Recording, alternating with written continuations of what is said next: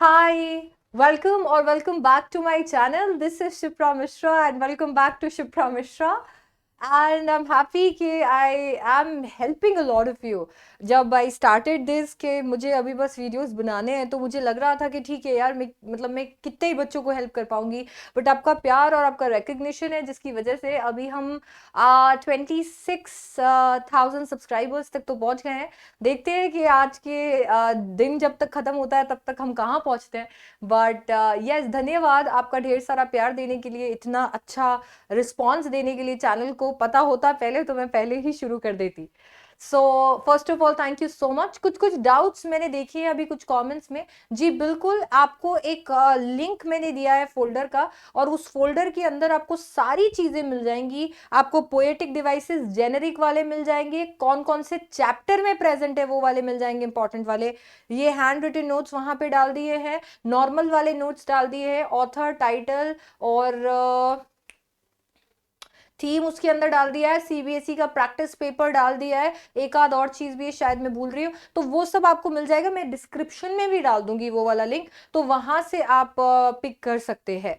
और यस, अभी third level का भी एक वीडियो मैं बिल्कुल लेकर आऊंगी। ये मेरे को एक्चुअली लिखने पड़ रहे थे, मेरे पता नहीं नोट्स किधर चले गए लिखे हुए वाले, तो थे नहीं, तो फिर इसके लिए ये लिखना पड़ा, तो इसमें टाइम लग गया। सो एनीवे ये हो जाएगा, तो इसके बाद में थर्ड लेवल में लेके आऊंगी। और एक आपका रीडिंग कॉम्प्रहेंशन में आपको मदद करनी है तो वो भी होगा। चैनल को प्लीज सब्सक्राइब कर दीजिएगा और जितना हो सके अपने फ्रेंड्स के साथ शेयर कीजिएगा, क्योंकि अभी कुछ धड़ाधड़ वीडियोस भी आने वाले हैं और मैं आपको बताऊंगी किस चीज पे काफी मदद वो करने वाले हैं। फिलहाल तो अभी शुरू करते हैं एनिमी को, मैं आपका ज्यादा टाइम जाया नहीं करने वाली हूँ। एक और चीज मैं बोलती हूँ, 1.5 पे देखिएगा इसको, ताकि इससे आपका ज्यादा टाइम ना लगे। सबसे पहले तो मैं बता देती हूँ, द एनिमी जो हमारा चैप्टर है, इस चैप्टर को शुरू किया है, मतलब उस चैप्टर को लिखा है पर्ल एस बक ने। पर्ल एस बक ने इस चैप्टर में क्या बताया है, पर्ल एस बक ने इस चैप्टर के अंदर बताया है कि कैसे जो वर्ल्ड वॉर 2 था, जिसके अंदर जापान और अमेरिका आमने सामने थे, वहां पे एक्चुअली कैसी सिचुएशन है। एंड ऑल्सो कभी कभी जिंदगी में ऑप्शंस इतने ज्यादा डिफिकल्ट होते हैं कि आप सेलेक्ट नहीं कर पाते हो कि क्या करना है, और आप, मुझे पता है आपके अंदर से ही हो रहा है, मैम जिंदगी में नहीं है तो पेपर में भी हो रहा है हमारे साथ में। पर हाँ, जिंदगी में कभी कभी सिलेक्शन कर पाना कि ये करूँ या ये करूँ काफी ज्यादा डिफिकल्ट हो जाता है। और वैसा ही यहाँ पे हुआ हमारे प्रोटोगोनिस्ट के साथ में। चैप्टर को लिखा है पर्ल एस बक ने। प्रोटोगोनिस्ट इस चैप्टर के जो लीडर है या लीड रोल पे है वो है डॉक्टर सदाव। डॉक्टर सदाव पेशे से एक डॉक्टर थे, और जब आपके सामने आपका पेशा, दैट इज आपका प्रोफेशन है, और आपके साथ सामने आपकी कंट्री है, तो आप किसको चूज करोगे? वो इतना भयंकर डिलायमा से हमारे डॉक्टर सदाव निकले हैं। देखिए, कोई भी इंसान से आप उसके प्रोफेशन को नहीं निकाल सकते। अब हम एडवोकेट है तो हम हमारे प्रोफेशन से नहीं छूट सकते। अभी ये है कि आप अपने प्रोफेशन के लिए बहुत ज्यादा लॉयल हो। देखिए, जब हम कोई भी प्रोफेशन अडॉप्ट करते हैं तो हम शपथ लेते हैं कि हम उस चीज को बिल्कुल, जो जो भी प्रोफेशन है उसमें लोगों को बिल्कुल सर्व करेंगे, तो वो हमेशा पहले आता है। पर देश या मिट्टी उससे भी ज्यादा पहले आती है। देखते हैं कि सदाव एग्जैक्टली क्या यहाँ पे करते हैं और कैसे वो सेलेक्ट करते हैं अपने देश और अपने प्रोफेशन के बीच में। तो चलिए इसी बात पे शुरू करते हैं इस चैप्टर को। एंड यस, चैप्टर की शुरुआत कहां से होती है? मैम थोड़ा दर दर दर दर बोलेगी तो थोड़ा ध्यान रखिएगा। चैप्टर की शुरुआत कहां से होती है? चैप्टर की शुरुआत होती है जब सदाव के बारे में थोड़ा बताया जाता है। बताया जाता है कि सदाव जो है, सदाव एक जापानीज कोस्ट पे रहते थे अपने पापा के साथ में।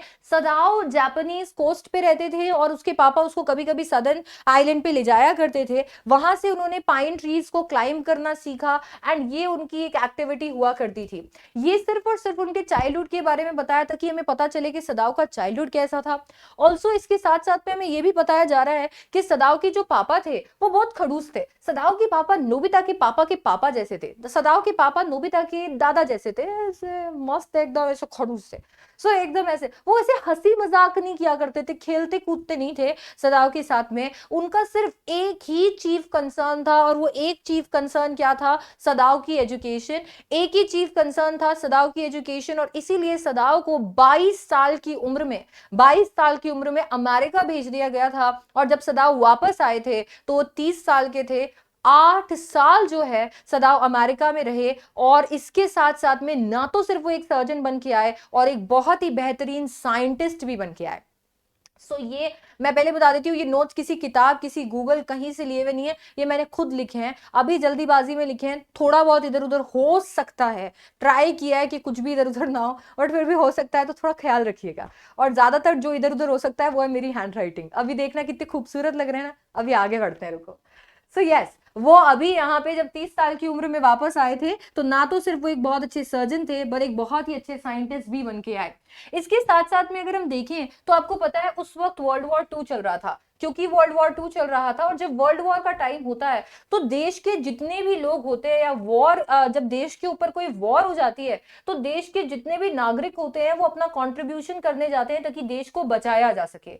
यहाँ पे शायद हो सकता है कि सारे के सारे लोग गए होंगे ट्रूप्स के साथ में, सदाव को नहीं भेजा गया था, जबकि वो एक डॉक्टर थे और बहुत मदद कर सकते थे। उसके पीछे 2 रीजन थे। पहला, वो एक डिस्कवरी पे काम कर रहे थे, ये जिस डिस्कवरी पे सदाव काम कर रहे थे, ये ऐसी डिस्कवरी थी जो कि वुंड्स को इंटायरली क्लीन कर देगी। ये सेकेंड वर्ल्ड वॉर का टाइम है, सेकेंड वर्ल्ड वॉर का टाइम है, दैट मींस अभी लोगों के पास में ऐसी कोई चीज नहीं है जो कि वुंड्स को, घाव को भर दे। तो ये एक्चुअली ऐसी डिस्कवरी पे काम कर रहे थे, तो उस पे काम कर रहे थे, नंबर 1। और दूसरा, जनरल जो था वो बीमार था। जनरल ने अपने सेल्फ इंटरेस्ट के लिए, क्योंकि वो बीमार था और उसे लग रहा था कि जरूरत पड़ेगी उसे शायद सदाव की, और क्योंकि ऑपरेट करने की, तो इसके लिए जनरल ने अपने लिए सदाव को ट्रूप्स के साथ में नहीं भेजा। अभी इस मोमेंट पे सदाव अपने वैरेंडा में खड़े, अपने बालकनी में खड़े, और खड़े होकर देख रहे हैं। अब यार सदाव के पास क्या है यार, पैसे की कमी नहीं है सदाव के पास में, आराम से खड़े, और खड़े होकर देख रहे हैं पूरा का पूरा ऐसे कोस्ट पे किस तरीके से मिस्ट जो है वो पूरे कोस्ट को कवर कर रही है, पाइन ट्रीज को कवर कर रही है, और अब घर को कवर कर लेगी। इस मोमेंट पे वो सोचते हैं कि बस अब मैं अंदर जाऊंगा मेरी वाइफ के पास में, हाना के पास में, अपने 2 बच्चों के पास में। एंड यहाँ पे एक खूबसूरत सी ब्लू कलर की हावरी, हावरी का मतलब होता है जैकेट जो किमोनो के ऊपर पहना जाता है, वो पहनकर जो है हाना आ जाती है। और हाना जैसे वहां पे आती है और उनके हाथ में हाथ को क्रॉस करती है, और वहां पे उसको बस देखती है, कुछ नहीं कहती, तो सदाव कहते हैं हाय, अगर मैं इससे शादी नहीं करता तो किससे शादी करता यार, मतलब यार। और सदाव एकदम से ही स्टार्टेड, वो एकदम से वो ध्यान रखने लग जाते हैं, वापस से सोचने लग जाते हैं कि उनकी शादी कैसे हुई थी। एक्चुअली सदाव जब अमेरिका में थे तो एक प्रोफेसर थे, प्रोफेसर हार्ले। प्रोफेसर हार्ले जो थे वो बहुत फॉरेन स्टूडेंट्स के लिए कुछ ना कुछ करते रहते थे, और सदाव को जब भी बुलाते थे, सदाव को ना बिल्कुल पसंद नहीं आता था। सदाव पर्सनली वहां जाना इसके लिए पसंद नहीं करता था क्योंकि एक तो गंदा खाना मिलता था, दूसरा रूम जो थे वो काफी छोटे छोटे थे, और तीसरा वो प्रोफेसर की वाइफ जो है बोलती रहती थी, बोलती रहती थी, बोलती रहती थी, तो सदाव बोलते थे यार नहीं जाना है यार मुझे यहाँ पे। तो ऐसा होता था, बट फिर भी उसके बावजूद भी वो चले गए। और जैसे ही वो वहां गए तो उन्हें वहां पे एकदम से हाना दिख गई, एंड ही वाज एकदम ऐसे, और देखने के बाद में ही वाज लाइक अरे यार मैं इससे शादी कर पाता, काश अगर ये जापानीज नहीं हुई तो पापा अब्बा नहीं मानेंगे।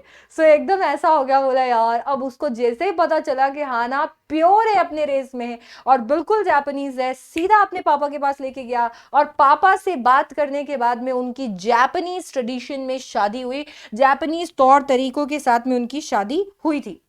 इसके बाद में क्या हुआ, अब राइट नाउ वो दोनों जो है वो आराम से वहां पर खड़े हैं, इंजॉय कर रहे हैं, देख रहे हैं व्यू को, और इतने में उन्हें कुछ तो उस मिस से आता हुआ दिखता है। और वो जो आ रहा है वो एकदम मतलब ऐसा लग रहा है यार क्या कोई इंसान इंसान है, और फिर उन्हें दिखता है वो इंसान है।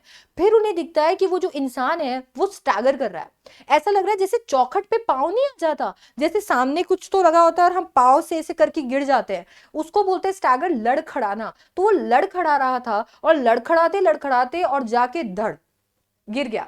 उन्हें लगा कि यार ये क्या है, हाना ने झट से उसका हाथ छोड़ा और बोला हु इज दिस, भाई कौन है भाई वहां पे। और फिर उन्हें लगा कि जरूर ये एक फिशरमैन होगा। आसपास फिशिंग विलेजेस काफी ज्यादा थे, पर दिक्कत ये थी कि ये वाली जो कोस्ट थी सदाव के घर के सामने वाली, काफी रॉकी थी, स्पाइक्स थे, तो अगर कोई एक इंसान यहां से आया होगा छिल गया होगा। और बिल्कुल ऐसा ही था, जब उन्होंने जाके देखा तो वहां पे जो एरिया था वो पूरा रेड हो चुका था, इतना भयंकर खून बह रहा था।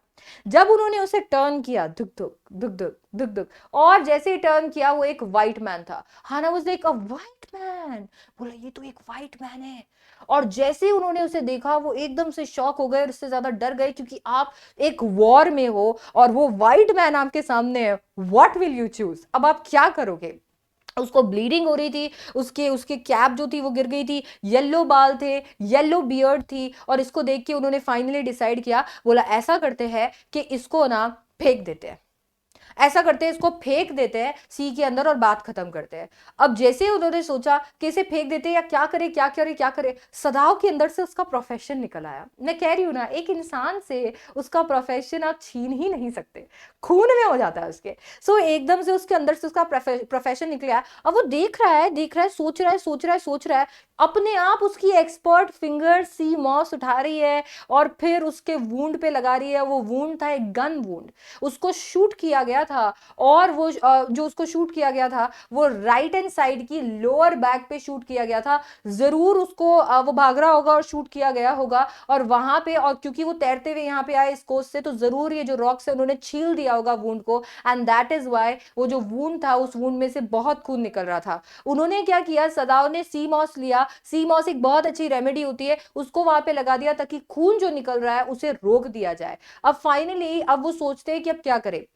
उनके दिमाग में एक ही चीज आती है कि चलो इसको फेंक देते हैं। वो सोचते तो है कि चलो इसे फेंक देते हैं, पर उन दोनों में से कोई उसे फेंकने को राजी नहीं होता। हाना उन्हें देख रही होती है, सदा उसको देख रहे होते हैं, मतलब क्या चल रहा है ये, वो दोनों नहीं कर पाते। वो सोचती है यार क्या है इसके अंदर, क्यों नहीं कर पा रहे हम। और इतने में उसकी कैप पे लिखा हुआ उन्हें दिख जाता है यूएस नेवी। इसका मतलब है ये जो पर्सन है, ये पर्सन एक अमेरिकन है ए, दूसरा सेलर है बी, तीसरा एक प्रिजनर ऑफ वॉर है। जरूर इसे पकड़ लिया गया होगा और उसके बाद में ये भागा होगा तो शूट किया गया होगा, जिससे जरूर ये भागने के लिए, बचाने के लिए अपनी जान को सी में कूद गया होगा, और वहां से तैरते तैरते बहते बहते यहां आ गया होगा। ये क्लियर हो गया। अब तो मैटर और कॉम्प्लिकेटेड हो गया था, क्योंकि ये जो पर्सन था ये एक अमेरिकन था। उन्होंने सोचा अगर इसको यहां पे बचा भी लिया और अथॉरिटीज को देंगे तो अथॉरिटीज वैसे भी मार देंगे, और सी में छोड़ेंगे तो फिर सी भी वैसे भी, यहां पे छोड़ेंगे तो वैसे भी ये मर जाएगा। तो काइंडेस्ट यही होगा कि इसको यहीं पे ऐसे ही छोड़ देते हैं, अथॉरिटीज से मरेगा तो इससे तो अच्छा है कि कम से कम यहीं मर जाए।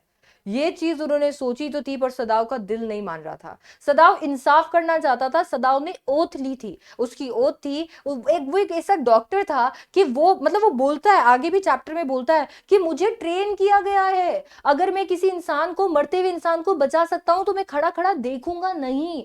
सदाव कहता है अगर ये इंसान को वूंड नहीं होते, इसे घाव नहीं होते, ये इंजर्ड नहीं होता, मैं अभी की अभी अथॉरिटीज को बुला लेता, अभी की अभी इसे अथॉरिटीज को दे देता, मुझे कोई दिक्कत नहीं थी। पर ये इंसान वूंडेड है, ये इंसान वूंडेड है, ये जख्मी है। क्योंकि ये इंसान जख्मी है, मैं इसे ऐसे नहीं लौटा सकता। हाना ने बोला तो चलो फिर इसे घर लेकर चलते हैं। फिर सदाव बोलता है पर सर्वेंट्स का क्या, तो बोला कोई दिक्कत नहीं है, हम सर्वेंट्स को कह देंगे कि जैसे ही ये ठीक होगा हम इसे लौटा देंगे, हम तो वैसे भी यही करेंगे ना। तो सदाव ने बोला हाँ मेरे को तो यही करना है। दोनों उसे उठाते हैं और उठा के अंदर लेकर जाते हैं। जब उसे उठाते हैं तो एकदम फाउल के जैसा लग रहा होता है, छोटा सा चिक नहीं होता, बेबी चिकन जो होता है, या फिर जो बर्ड होता है, उसमें बेचारे में जान ही नहीं हो रही थी, मतलब एक फूक दे दौड़ जाएगा, एकदम वैसा लग रहा होता है। देखते ही पता चलता है जरूर इसने ना खाना वाना नहीं खाया, थोड़े दिनों में हमारी हालत ऐसी हो जाएगी। अभी मतलब ये तो अच्छी बात है, थर्ड को पेपर है, अगर ये ऐसी चीज 2-3 दिन और झिल जाती ना तो बस हो जाता फिर। सो एनीवे, इसके बाद में फाइनली वो उसको उठाते हैं, और उठा के क्या करते हैं, उठाकर लेकर जाते हैं और अपने पापा के रूम में वो लेकर जाते हैं। वो इकलौता एक एम्प्टी बेडरूम होता है जो उनके पास में होता है, तो वहां पर उसको लेकर जाते हैं। कितना बड़ा आयरनी है ये, कितना आयरॉनिक है ये कि एक इंसान जो एक कट्टर जापानीज था, जो कि अपने रूम के अंदर फॉरेन बेड पे भी नहीं सोता था, जमीन पे बैठ के खाना खाता था, उसके रूम के अंदर अमेरिकन सोल्जर को वो लेके आए थे। और वो जैसे उसे वहां पे लेटाते हैं, हाना कहती है यार इसको साफ करना पड़ेगा, तुम साफ मत करो, चलो सर्वेंट्स को बताते हैं। सदाव जाता है और सदाव जाके गार्डनर और कुक को बताते हैं, जो कि उसके पापा के जमाने से इस घर का ध्यान रख रहे हैं। और हाना जाती है यूमी के पास में, जो कि बच्चों की नैनी होती है, दाई अम्मा होती है, और वो उनको बताती है। यूमी को बोलती है कि ऐसा करो कि गर्म पानी की बाल्टी लेकर आ जाओ और कुछ टाल लेकर आ जाओ, उस इंसान को साफ करना है। अब वो लोग सब जो है वो किचन में मिलते हैं, और एकदम से गार्डनर, कुक और यूमी, उनको तीनों को ये बात पसंद नहीं आ रही होती है। गार्डनर बोलता है अरे तुम ऐसे इंसान को क्यों बचा रहे हो, ऐसा इंसान जिसे गन ने मारने की कोशिश की, सी ने मारने की कोशिश की, जिसे यू नो रॉक्स ने मारने की कोशिश की, अगर तुमने उसको बचाया ना तो ये तुम पे बदला लेंगे, मत बचाओ। अभी गार्डनर जो था वो काफी ज्यादा सुपरस्टिशियस था, अंधविश्वासी था। इतनी ज्यादा अंधविश्वासी हाना नहीं थी, पर हाना को ये जरूर पता था कि आज तक भी किसी इंसान को, एक एनिमी को हेल्प करके क्या ही मिला है। ये इंसान चाहे जिए या मरे, ये चलता फिरता मनांस है, चलती फिरती आफत है। इसके बाद में फाइनली वो यूमी को लेकर जाती है, यूमी देखती है उसको, यूमी बोलती है देखो आज तक मैंने किसी वाइट मैन को साफ किया नहीं है, और इतने गंदे को तो मैं बिल्कुल नहीं करूंगी। इतने में आना बोलती है चुपचाप वो करो जो तुम्हें कहा गया है। और युम्मी के फेस पे एक अजीब सा लुक होता है। इसको देख के हाना बोलती है, और हाना सोचती है यार ये कहीं जाके बाहर बता तो नहीं देगी, तो बोलती युम्मी तुम्हें तो पता है ना हम तो इसको ठीक करके भेजने ही वाले हैं, हम तो अथॉरिटीज को ही हैंड ओवर करना चाहते हैं इसको। तो युम्मी बोलती है देखो मेम साहब मैं तो गरीब हूँ, मुझे नहीं पता आप क्या करना चाहते हो क्या नहीं करना चाहते हो, मैं इसको साफ नहीं करूंगी। तो हाना बोलती है ठीक है तुम जाओ अपना काम करो। अब हाना खुद साफ कर रही होती है, ये युम्मी क्या है यार, ये तो आदमी तो है, स्टूपिड युम्मी। और उसके बाद में उसको साफ कर दिया। अब वो पीछे उसे टर्न नहीं कर पा रही है, इंतजार कर रही है सदाव का। और जैसे ही वो आवाज लगा रही होती है सदाव को, इतने में सदाव आ जाता है। वो अपना डॉक्टर्स या सर्जन्स कोट पहन के आया और इमरजेंसी बैग लेकर आता है वहां पे। और जैसे ही उसे हाना देखती है, हाना बोलती है यार तुमने तो ऑपरेशन का डिसाइड कर लिया है। बोलता है हाँ कर लिया है। इसके बाद में फाइनली सदाव जो है वो हाना को कहता है कि यार तुम्हें एनेस्थेटिक देना पड़ेगा। इसके बीच में उनकी कॉन्वर्सेशन होती है जिसके अंदर हाना बताती है कि यूमी इसको साफ नहीं करी थी, फिर मुझे इसको साफ करना पड़ा एंड ऑल दैट। अभी सदाव अपना अपना काम कर रहा है, सदाव अपनी चीजों को सेट कर रहा है, अपने काम पे ज्यादा ध्यान दे रहा है। और इतने में फाइनली वो बताता है कि तुम्हें इसको एनेस्थेसिया देना पड़ेगा, एनेस्थेटिक देना पड़ेगा, इसको बेहोश नहीं किया तो ऑपरेशन कैसे होगा। तो हाना बोलती आए, पर मेरे को तो आता ही नहीं है। और जैसे ही ये बात हो रही होती है और सदा उसे क्लीन करता है और वो पैकिंग जो है वो हटाता है, एकदम फ्रेश ब्लड वहां से आने लगता है, जिसे देख के हाना हाना को इतनी भयंकर उल्टी आती है, उसने कभी नहीं देखा होता है ऑपरेशन। उसे देखकर ऐसा मन करता है, बाहर भागती है और उल्टियां करने लगती है। और इतने में सदाव को जो गुस्सा आता है, सदाव इज लाइक मेरी बीवी वहां पे वॉमिट कर रही है, उसकी तबीयत ठीक नहीं है, मैं उसके पास नहीं जा सकता क्योंकि उसके पास गया तो ये मर जाएगा, और ये इंसान एक एनिमी है, मैं इसको बचा क्यों रहा हूं। और उसके हाथ में चाकू होता है एंड देन उसे पता ही नहीं चलता, बट वो सबकॉन्शियसली उस इंसान के साथ में बहुत रूथलेस हो जाता है। इरिटेशन से होता है ना कि आपको पता भी नहीं चलता, पर आप किसी इंसान के साथ में बहुत ही ज्यादा कड़वा हो जाते हो, कड़वे हो जाते हो, जो भी है।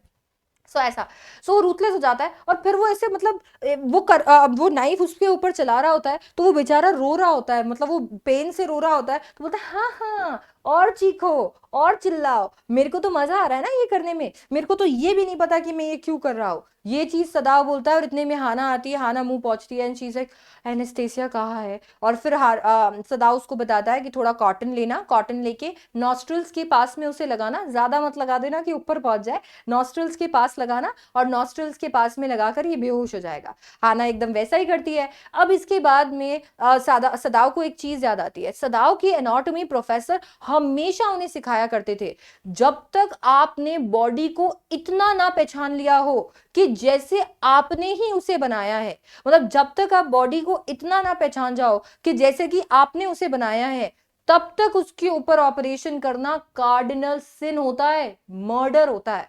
इसके लिए सदाव एक एक एटम जो है उस इंसान की बॉडी का पहचानना चाहता था, टच करना चाहता था, समझना चाहता था कि ये बुलेट आखिरकार है कहाँ। एंड देन जब उसने समझ लिया तो उसे ये रियलाइज हुआ कि ये बुलेट तो किडनी के पास में नहीं है। ये खुशी खुशी में वो उस इंसान को बोलता है कि अरे माय फ्रेंड, ये बुलेट किडनी के पास में नहीं है। उसे पता ही नहीं चलता कि वो एक एनिमी को, एक दुश्मन को माय फ्रेंड बोल चुका होता है। आयरनी। इसके बाद में फाइनली क्या होता है, इसके बाद में वो अपना स्किल्स लगाकर और वो बुलेट जो है वो बाहर निकाल देता है। बुलेट बाहर आ गई है, अभी वो ठीक है। जैसे ही वो बुलेट बाहर आ रही होती है, इतने में वो कुछ आवाज मतलब करता है, टॉम या पीओडब्ल्यू जो है वो आवाज करता है, बोलता है guts, they got my guts, जो कि एक्चुअली ये बताता है कि उसे काफी ज्यादा टॉर्चर किया गया है।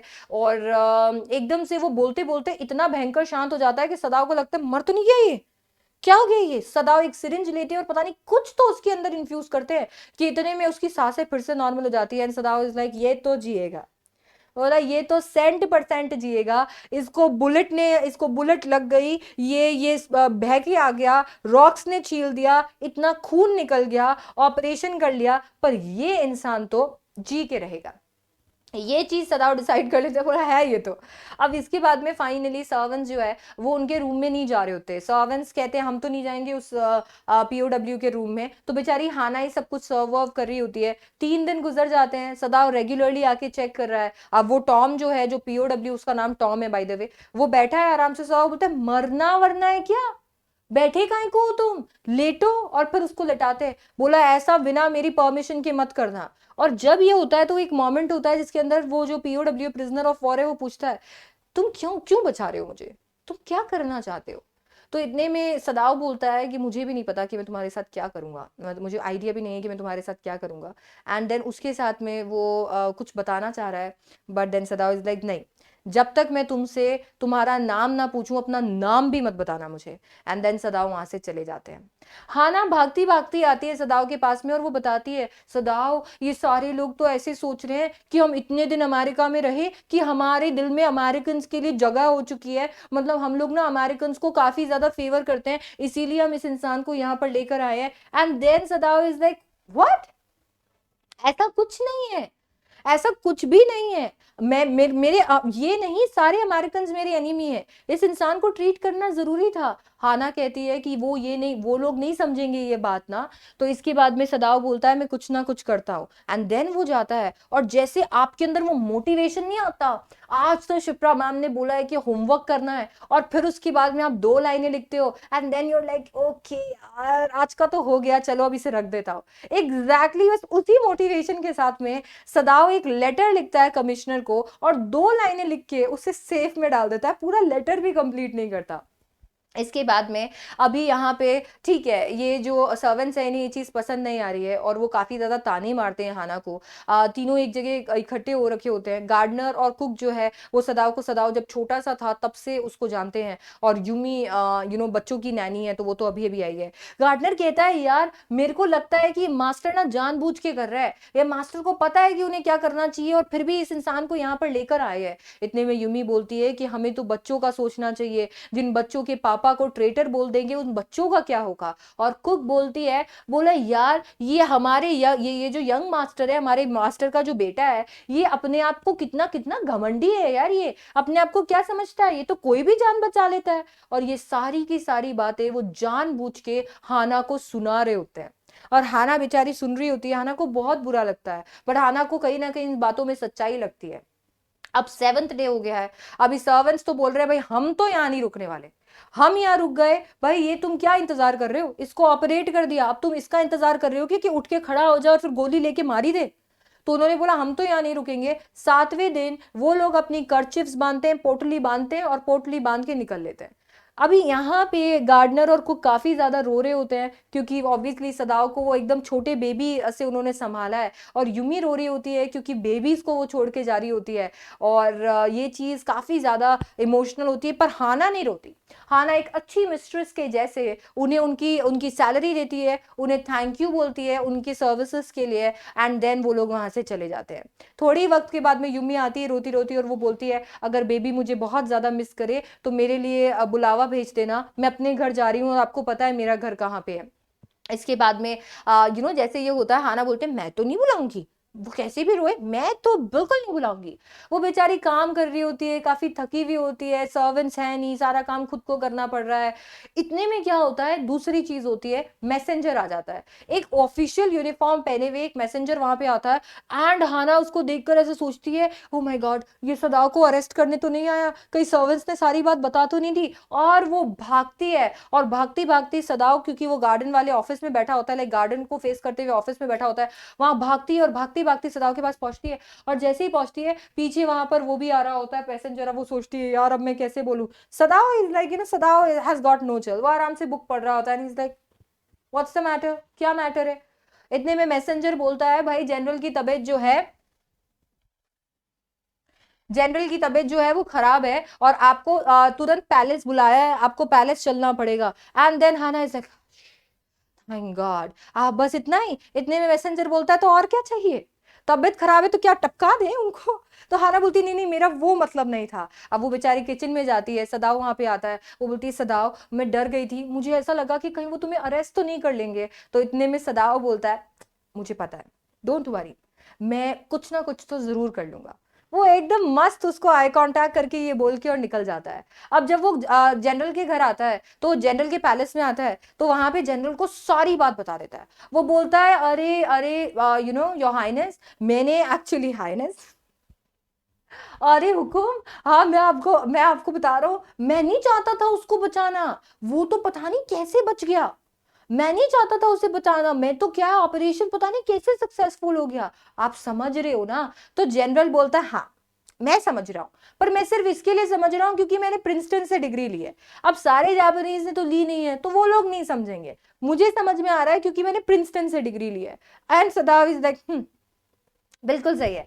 तो इतने में वो बोलता है कि अच्छा सदाव, तुम्हें क्या लगता है कि मैं कितने ऐसे अटैक्स और झेल सकता हूँ? तो सदाव कहता है, बस एक, इससे अलावा तो इसके अलावा आप नहीं एक भी अटैक और नहीं ले पाओगे। और इतने में बोलता है, फिर ये लो कर लो बात, तुम तो मेरे लिए इंडिस्पेंसेबल हो, तुम्हारा तो कोई तोड़ ही नहीं है, मैं तुम्हें छोड़ ही नहीं सकता। मान लो तुम्हें अरेस्ट करवा दूं और उसके नेक्स्ट डे मुझे ऑपरेशन की जरूरत, तो फिर मैं क्या करूंगा?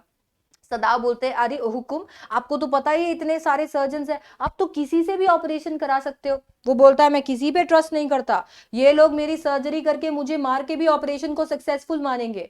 ये जनरल को पता चल गया था कि वो सदाव को कुछ नहीं होने दे सकता, और सदाव को ये बात बहुत पहले से पता थी, इसीलिए सदाव ने ये सारी की सारी बात जनरल को बताई थी। तो जनरल काफी सोचता है, फिर सोचते हैं, यार कहीं मैं अपने प्राइवेट असासिन, मेरे प्राइवेट गुंडे, भाड़े के गुंडे, वो भेज दूं तो कैसा रहेगा? उनको इनवर्ट ब्लीडिंग आती है, और तुम दरवाजा खोल के रखना, खिड़की खोल के रखना, तो वो अंदर आ जाएंगे, किसी को पता भी नहीं चलेगा कि उसकी डेथ कैसे हुई। और अगर तुम कहो तो लाश वाश ठिकाने लगा दूं। और इतने में सदाव इज लाइक, यार मैं डॉक्टर हूं यार, मैं डॉक्टर हूं। मतलब सदाव बेचारा डॉक्टर जो कि लोगों की जानें बचाता है, अभी उसे ये फेस करना पड़ रहा था, एंड ही वाज लाइक लाश मर्डर। बट देन उसे हाना का ख्याल आया, और उसने सोचा कि बहुत ज्यादा जरूरी है ये हाना के लिए, एंड दैट इज वाई वो बोलता है कि जी आप ऐसा कर दीजिए, आप असैसिन्स को भेज दीजिए और बॉडी भी रिमूव करा दीजिए। अब वो घर जा रहा है ये सोचते सोचते, एंड देन फाइनली वो सोचता है कि वो हाना को कुछ नहीं बताएगा अभी, क्योंकि हाना टेंशन में आ जाएगी। वो जाते ही चला जाता है, अभी हमारे इवनिंग होती है, पीओडब्ल्यू के रूम में जाता है। पीओडब्ल्यू आराम से खड़ा होता है, ऐसे रिलैक्स कर रहा होता है, बोलता है, यार ये मसल्स थोड़ी सी स्टिफ है। सब भूल जाता है सदाव, ये कंप्लीटली भूल जाता है कि अभी अभी वो इस इंसान की सुपारी दे के आया है, अभी अभी इसके मर्डर का वो पूरा प्लान करके आया है। वो भूल जाता है, बोलता, कहाँ कहाँ लगी है तुम्हें, कहाँ पे स्टिफ हो रही है मसल्स? बोला, यार ये मसल्स थोड़ी स्टिफ हो रही है। अरे यार, पर मुझे लगा था मैंने उसके लिए दवाई दी है, मुझे लगा मैंने तो इसका इलाज कर दिया था, बट अगर एक्सरसाइज से नहीं हुआ तो शायद मसाज से हो जाएगा। उसने बोला, अरे कोई बात नहीं, इतना भी कोई मैटर नहीं है।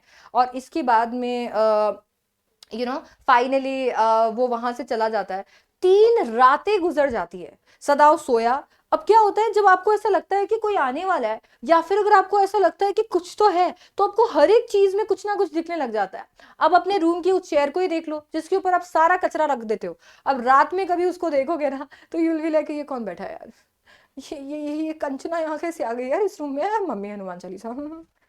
आप समझ रहे हो? तो ये एग्जैक्टली exactly बस ऐसा ही है। और वैसे ही सदाव के साथ भी हो रहा था। अगर पानी मतलब हवा से पार्टीशन हिलता तो वो घबरा जाता, उसको लगता असैसिन्स आ गए हैं। अगर कोई तो ब्रांच टूटती तो उसे लगता कि असैसिन्स आ गए हैं। अगर पानी की आवाज आती, तो ये सब कुछ 3 दिन तक उसने फेस किया था। और वो बहुत अनॉय कर रहा था हाना को, क्योंकि हाना जाती थी, चाहती थी जाके चेक करे, और इतने में वो जाने नहीं देता था। नहीं हाना, मैं नहीं जाने दूंगा, क्योंकि उसे ऐसा लगता था कि कोई असैसिन्स गलती से हाना पे अटैक ना कर दे। एंड दैट इज वाई तीसरे दिन तो हद हो गई। ही वॉज लाइक, यार ये पता नहीं, मैं ऐसे और नहीं जी सकता।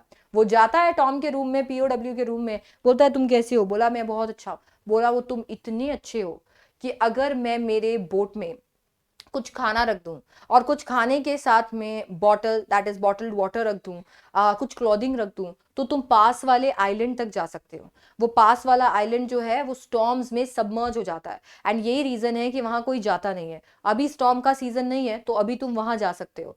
एंड देन अभी वो पूछता है, यार जाना जरूरी है क्या? हाँ, तो ये क्या 5 स्टार है ये? जा भाई, ये क्या चल रहा है भाई? टॉम अभी भी बोल रहे हैं जाना जरूरी, हाँ ऑब्वियसली।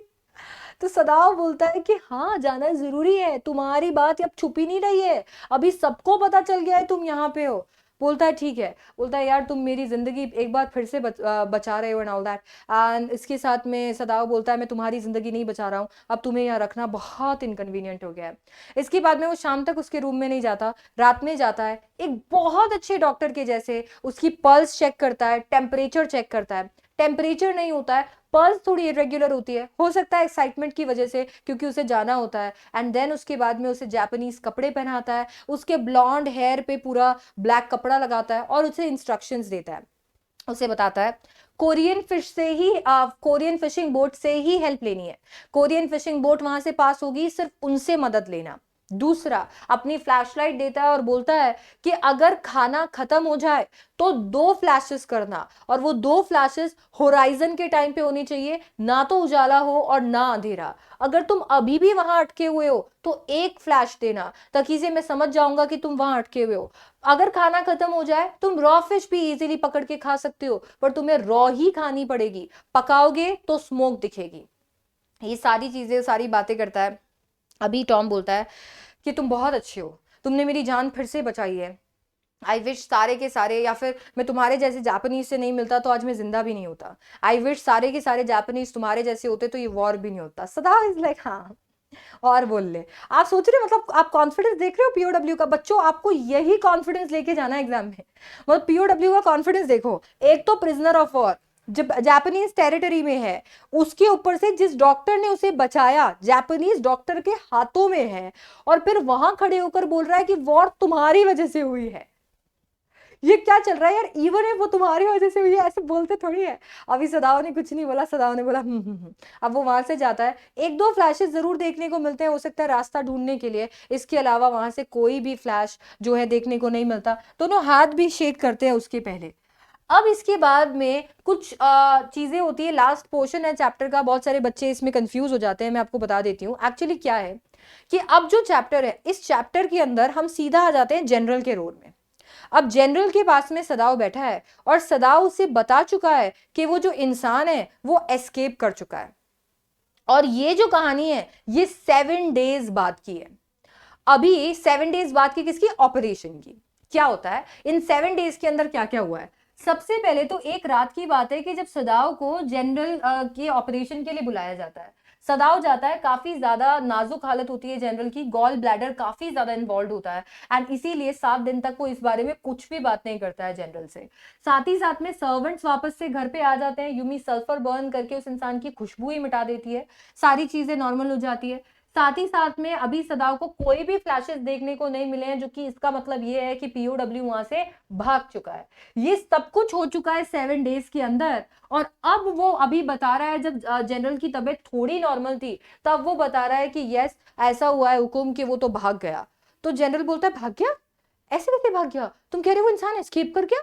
बोला हाँ। बोला यार कहीं मैंने तो तुम्हें बोला था ना कि मैं असैसिन्स भेजूंगा, मुझे माफ कर दो सदाव, मेरी तबीयत ठीक नहीं थी, मैं भूल कैसे गया, मुझे असैसिन्स भेजने थे। सदाव तुम समझते हो ना, मैं पेट्रियाटिक हूँ, मैंने देश के साथ गद्दारी नहीं की, मैं लॉयल हूँ। वो ऐसे एक्सप्लेन करता है, एंड सदाव बड़े कनिंगली सारी की सारी चीजें जनरल पे डालता है। सदाव बोलता है आपकी लॉयल्टी की तो मैं कसमें खा सकता हूँ, आप तो बिल्कुल लॉयल हो। बोला सदाव तुम बहुत अच्छे हो, अगर ये मैटर सामने आएगा तो तुम मेरे साथ में खड़े रहोगे ना? बोला बिल्कुल आपके साथ में खड़ा रहूंगा, तुम बहुत अच्छे हो, तुम्हें रिवॉर्ड मिलेगा। सदाव का रिवॉर्ड तो उसे मिल चुका था। सदाव ने जब देखा कि सारी चीजें नॉर्मल हो चुकी थी, और वो जो पीओडब्ल्यू है उसकी तरफ से कोई भी फ्लैशेस नहीं आए थे, यही उसका रिवॉर्ड था।